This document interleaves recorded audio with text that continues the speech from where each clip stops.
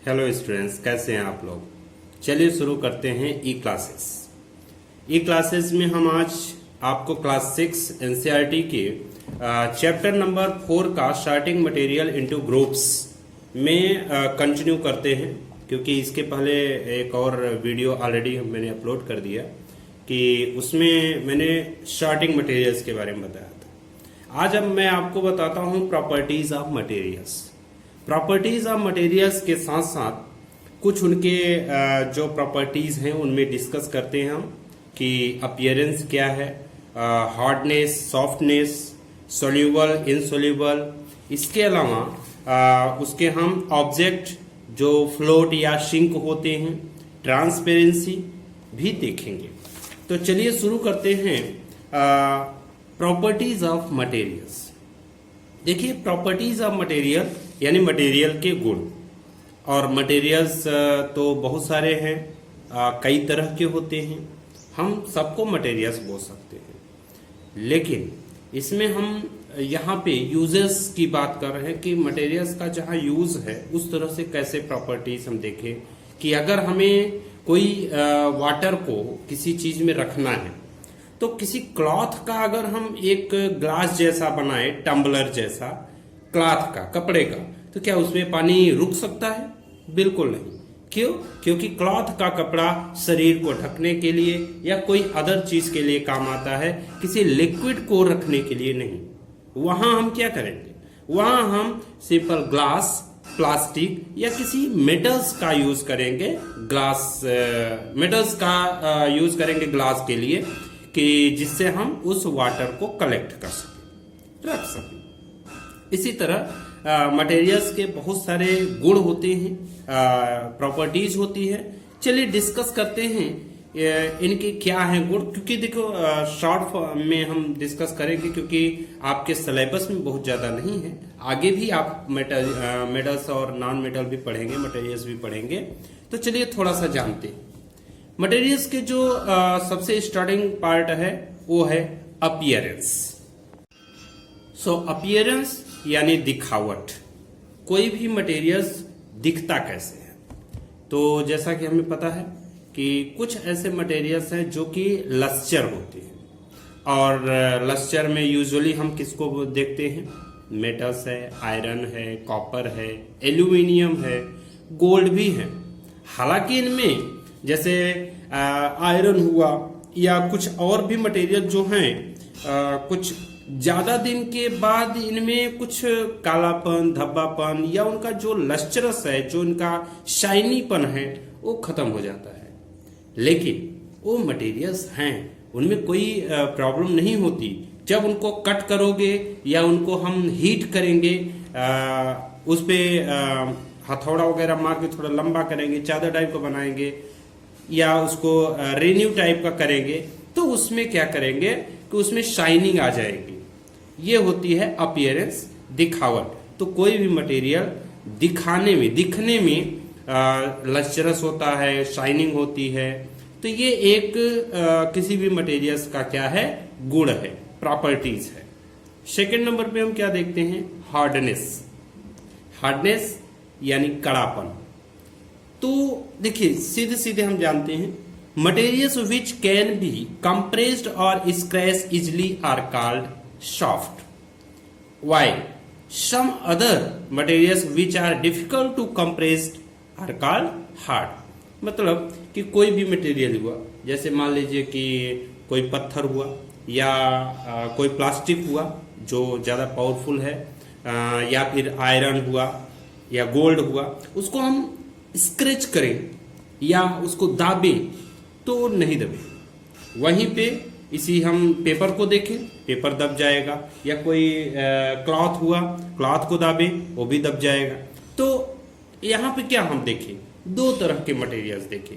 एक ऐसा जो कड़ा है जिसको हमने हार्ड नाम दे दिया, हार्ड मटेरियल, और एक ऐसा जो सॉफ्ट है जिसको हम दाब सकते हैं, सॉफ्ट मटेरियल। सो इस तरह से हमारे पास दो तरह के हार्डनेस की क्वालिटी में दो तरह से मटेरियल आए, एक हार्डनेस मटेरियल, एक सॉफ्टनेस मटेरियल, यानी हार्ड मटेरियल और सॉफ्ट मटेरियल। ये दो तरह के हमारे मटेरियल्स के हार्डनेस में गुण है यानी प्रॉपर्टीज है। नेक्स्ट जो प्रॉपर्टीज है मटेरियल्स का, वो हम सोल्यूबल इनसोल्यूबल की बात करते हैं। चलिए इसका कुछ आप एक्टिविटी के माध्यम से समझिए। आप सॉल्ट ले लीजिए, थोड़ा सा चाक पाउडर ले लीजिए, शुगर ले लीजिए, सैंड ले लीजिए, डस्ट ले लीजिए, और लेने के बाद 4-5 ग्लास रख लीजिए। हर एक मटेरियल अलग अलग ग्लास में वाटर डालने के बाद ग्लास में वाटर डालिए और अलग अलग ग्लास में अलग अलग मटेरियल डाल दीजिए। 5 मिनट रुकिए। रुकने के बाद आप देखेंगे तो क्या दिखेगा? सिंपल, शुगर सॉल्ट आप देखेंगे पूरी तरह पानी में घुला हुआ रहेगा। That is called soluble material. और उसी तरह कुछ ऐसे जैसे चाक पाउडर है, डस्ट है, वो पूरी तरह, या सैंड है, वो पूरी तरह वाटर में नहीं घुलेगा, वो अपना अलग ही दिखेगा। उसको बोलते हैं इनसोल्यूबल मटेरियल। यानी मटेरियल हम 2 तरह के सोल्युबिलिटी के बेस पे भी देखे। क्या देखे कि कुछ ऐसे मटेरियल्स जो लिक्विड में मिक्स हो जाते हैं, घुल जाते हैं और वो लिक्विड की तरह ही दिखने लगते हैं, वो सोल्यूबल मटेरियल होते हैं। कुछ ऐसे मटेरियल्स जो लिक्विड में यानी वाटर में नहीं घुलते, वो अपने अलग ही समझ में आते रहते हैं और वाटर से डिफरेंट दिखते हैं। इस ऐसे मटेरियल्स को हम इनसोल्यूबल मटेरियल कहते हैं। तो सोल्यूबल और इनसोल्यूबल मटेरियल में एग्जाम्पल भी आप देख लिए कि सॉल्ट और शुगर को हम सोल्यूबल मटेरियल कह सकते हैं, और साथ ही चाक पाउडर है, सैंड है, ये सब इनसोल्यूबल मटेरियल होते हैं। साथ ही ये भी जानिएगा कि वाटर जो होता है एक इम्पॉर्टेंट कंपोनेंट्स है अपने बॉडी का। क्योंकि देखिए बिना वाटर के हमारी बॉडी कभी भी चल नहीं सकती। सो वाटर हमारी बॉडी में बहुत सारे फूड मटेरियल्स को, सब्सटेंसेस को डिसॉल्व करके रखती है। वाटर ब्लड में होता है तो हम ग्लूकोज वगैरह जब लेते हैं तो ब्लड में डिसॉल्व हो जाती है और वो आगे चल के सेल्स में जाती है, जहाँ पे हमें एनर्जी का प्रोडक्शन मिलता है, एनर्जी का यूजेस मिलती है, एनर्जी मिलती है। इसी तरह हम कुछ और एक्टिविटी देख सकते हैं वाटर में घोलने के लिए। अनदर एक्टिविटी में हम कुछ लिक्विड सब्सटेंस ही ले लेते हैं। लेमन जूस यानी नींबू का जूस ले लें, विनेगर एक लिक्विड मटेरियल है, सरसों का तेल ले लेते हैं या कोकोनट तेल ले लेंगे, केरोसिन ऑयल ले लेंगे। ये 3-4 मटेरियल, लिक्विड मटेरियल ले लेंगे। बाकी 4-5 ग्लास में पानी रख लेते हैं और सभी में अलग अलग मटेरियल डालते हैं। आप क्या देखोगे? आप एक टेबल बनाइएगा, उस टेबल में एक तरफ लिखिएगा मिक्स वेल नॉट मिक्स, मतलब कि डज नॉट मिक्स, यानी कि ऐसा सब्सटेंस, ऐसा लिक्विड जो उस पानी में अच्छी तरह से घुल जा रहा है, उसको क्या बोलोगे? Mix well. और ऐसा सब्सटेंस जो पानी में नहीं घुल रहा है उसको बोलोगे नॉट, डज नॉट मिक्स। और सब्सटेंस में आप समझ सकते हो कि विनेगर एक लिक्विड है जो वाटर में घुल जाता है, तो उसको हम मिक्स वेल बोलेंगे। उसी तरह अगर हम कोई ऑयल की बात करें, चाहे सरसों का तेल हो, चाहे केरोसिन ऑयल हो, तो ये केरोसिन ऑयल या सरसों का तेल पानी में नहीं घुलेगा जबकि ऊपर तैरता रहेगा, तो इसको हम बोलेंगे डज नॉट मिक्स। सो हमने क्या देखा? सॉलिड भी मटेरियल जो कि लिक्विड में घुल जाता है और कुछ ऐसे भी सॉलिड है जो लिक्विड में नहीं घुलते। वहां भी हमने क्या देखा? सोल्यूबल और इनसोल्यूबल मटेरियल सॉलिड में। और इसी तरह लिक्विड में भी हमने क्या देखा कि कुछ ऐसे लिक्विड सब्सटेंस है जैसे लेमन, विनेगर, तो विनेगर क्या हुआ? वाटर में घुल गया। इसके अलावा वहीं पे कोई ऑयल जैसे केरोसिन ऑयल या फिर सरसों का तेल, मस्टर्ड ऑयल, ये वाटर में नहीं घुलता। ऐसे सब्सटेंस को हम बोलते हैं इनसोल्यूबल लिक्विड मटेरियल। ठीक है, इसके अलावा हम आगे बढ़ते हैं। इसी प्रॉपर्टीज में ही एक अलग अनदर टॉपिक है, ऑब्जेक्ट में फ्लोट और सिंक इन वाटर। कुछ ऐसे ऑब्जेक्ट हैं जो पानी में फ्लोट करते हैं, कुछ ऐसे ऑब्जेक्ट हैं जो पानी में सिंक करते हैं, सिंक यानी डूब जाते हैं। ये आप एग्जाम्पल सबसे सिंपल है, मिट्टी उठाओ, एक गिलास पानी लो, मिट्टी को पानी में डाल दो, ठीक है। थोड़ी देर के बाद आप देखोगे कि उसमें कुछ जो मिट्टी में छोटे छोटे पत्तियों के टुकड़े होंगे, कुछ और हल्के मटेरियल्स होंगे, वो पानी में ऊपर आ जाएंगे। लेकिन इसके अलावा कुछ उसमें छोटे छोटे पेबल्स यानी कंकड़ भी होंगे, और बालू वगैरह होगा, सैंड, वो सब के सब नीचे डूब जाएगा। आप यहाँ पे भी एक लिस्ट बना सकते हैं कि ऐसे सब्सटेंस जो सिंक हो रहे हैं और ऐसे सब्सटेंस जो कि तैर रहे हैं यानी फ्लोट कर रहे हैं। तो फ्लोट जो कर रहे हैं वो छोटे छोटे लिप्स हो जाएंगे, और जो सिंक कर रहे हैं पेबल्स वगैरह हो जाएंगे। तो ये भी एक इस चैप्टर में एक टॉपिक था, sink and float object in water. Another हम टॉपिक पे चलते हैं। जो अनदर टॉपिक है वो है ट्रांसपेरेंसी। देखिए, ट्रांसपेरेंसी एक किसी भी मटेरियल्स का सबसे ज्यादा इंपॉर्टेंट प्रॉपर्टीज होता है। कैसे? ट्रांसपेरेंसी मीन्स ट्रांसपेरेंट, इस साइड से देखो, उस साइड अगर दिखता है दैट इज ट्रांसपेरेंट। तो इसमें हमने 3 पार्ट में डिवाइड किया। सब्सटेंस तो बहुत सारे हैं, सब्सटेंस में से 3 टाइप्स के यानी जो भी मटेरियल्स है 3 टाइप में डिवाइड किया। कुछ ऐसे मटेरियल्स जिनको हम इस साइड बीच में रख देते हैं और एक साइड से देखते हैं दूसरे साइड की तरफ, उस मटेरियल के अगर आर पार हम देख सकें, ऐसे सब्सटेंस को, ऐसे मटेरियल्स को हम ट्रांसपेरेंट मटेरियल कहते हैं।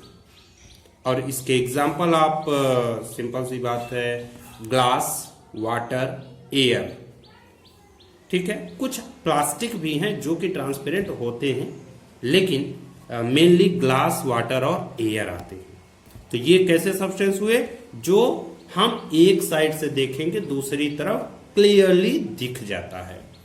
सो ये हुआ ट्रांसपेरेंसी। ये ट्रांसपेरेंसी ये प्रॉपर्टीज हुआ और ट्रांसपेरेंट वो सब्सटेंस हुआ। इसी तरह सेकंड नंबर पे आता है ऐसा सब्सटेंस जो हम एक साइड से देखें तो दूसरी साइड ना दिखे, और ऐसे सब्सटेंस को हम बोलते हैं ओपेक ऑब्जेक्ट या ओपेक सब्सटेंस या ओपेक मटेरियल। ओपेक यानी कि जैसे दीवार हो गई, जैसे कोई लकड़ी का मतलब या दरवाजा हो गया, ऐसे दीवार के एक साइड से आप देखोगे दूसरे साइड नहीं दिखेगा, दरवाजे के एक साइड से देखोगे दूसरे साइड नहीं दिखेगा। या क्लॉथ वगैरह, कपड़े वगैरह, कपड़े भी ज्यादातर जो मोटे कपड़े होते हैं, कंबल होता है, रजाई गद्दा वगैरह होता है, उनको भी आप देखेंगे, प्लाई हो गई लकड़ी की, तो एक साइड से देखोगे दूसरे साइड नहीं दिखेगा। तो ऐसे सब्सटेंस को हम जो एक साइड से देखने से दूसरे साइड ना दिखे, उसको हम ओपेक ऑब्जेक्ट या ओपेक मटेरियल कहते हैं। सो एक ऐसा सब्सटेंस मैंने देखा, ऐसा मटेरियल देखा जो एक साइड से देखे तो दूसरे साइड क्लियरली दिख रहा है, वो एक हुआ जिसका नाम है ट्रांसपेरेंट ऑब्जेक्ट। दूसरा ऑब्जेक्ट जो हम एक साइड से देखें तो दूसरी साइड किसी भी तरह से ना दिखे, चाहे वो लकड़ी का हो, मेटल्स कुछ लोहे वगैरह का हो, दीवार हो गई हो, तो ये होता है ओपेक ऑब्जेक्ट। इसी तरह इसी में एक ऐसा भी सब्सटेंस है जो कि हम इस साइड से देखेंगे तो उस साइड दिखेगा लेकिन क्लियर नहीं दिखेगा, मतलब धुंधुलापन दिखेगा, अच्छे से नहीं दिखेगा, साफ नहीं दिखेगा। ऐसे सब्सटेंस को हम क्या कहेंगे? ट्रांसलूसेंट कहेंगे। सो हमारे पास तीसरा सब्सटेंस आ गया। कुछ ऐसे ग्लास होते हैं, खिड़की विंडोज वगैरह लगाई जाती हैं, जो कि हम एक साइड से देखें तो वो विंडोज इस साइड से उस साइड दिखेगा लेकिन बहुत हल्का, और कभी कभी तो एक साइड से पूरी तरह दिखता है लेकिन दूसरी साइड से नहीं दिखता। इसको भी हम कह सकते हैं कि ये भी एक ट्रांसलूसेंट सब्सटेंस है या ट्रांसलूसेंट मटेरियल है। ऐसे आप कितने अपने डे लाइफ में सब्सटेंस देखते होंगे? बहुत सारे। तो इन सब सब्सटेंस को जो अपने डे लाइफ में आप डिफरेंट टाइप्स के सब्सटेंस देखते होंगे, मटेरियल्स देखते होंगे। मटेरियल्स के कुछ प्रॉपर्टीज यहाँ पे हमने डिस्कस किया, जिनमें से आपने सबसे पहले जो प्रॉपर्टीज देखा वो अपीयरेंस देखा कि यानी कोई भी सब्सटेंस दिखने में कैसा लगता है। दूसरा जो हमने देखा हार्डनेस देखा, यानी कि कोई भी सब्सटेंस कड़ा है या सॉफ्ट है, हार्ड है या सॉफ्ट है। तीसरा मैंने देखा सोल्यूबल और इनसोल्यूबल, यानी कि कोई भी सब्सटेंस वाटर में घुल जाता है या फिर वाटर में नहीं घुलता। इसके भी हमने लिक्विड और सॉलिड दोनों एग्जाम्पल देखे। इसके अलावा हमने देखा सबसे इंपॉर्टेंट थिंग्स ट्रांसपेरेंसी, कोई भी मटेरियल किस तरह से ट्रांसपेरेंसी दिखाता है, यानी कि ऐसा भी सब्सटेंस हो सकता है जो एक साइड से दूसरी साइड पूरी तरह से दिखे, उसको हम ट्रांसपेरेंट ऑब्जेक्ट कहेंगे।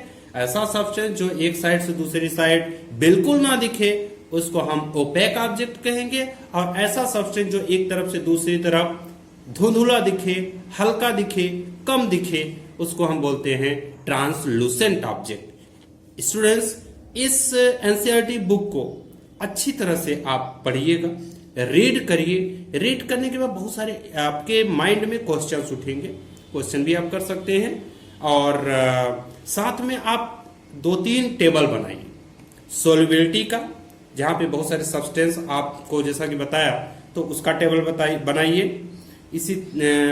इसी तरह आप ट्रांसपेरेंसी का ऑब्जेक्ट, ट्रांसपेरेंट ऑब्जेक्ट का, ट्रांसलूसेंट ऑब्जेक्ट का और ओपेक ऑब्जेक्ट का बनाइए। हार्डनेस और सॉफ्टनेस ऑब्जेक्ट का टेबल बनाइए। 3 टेबल बनाइए और तीनों टेबल बनाने के बाद आप अपनी कॉपी में लिखिए। इस तरह से आपका ये सॉर्टिंग मटेरियल्स इनटू ग्रुप्स, ये चैप्टर नंबर 4 कंप्लीट होता है। और अच्छी तरह से इसको पढ़ लीजिएगा।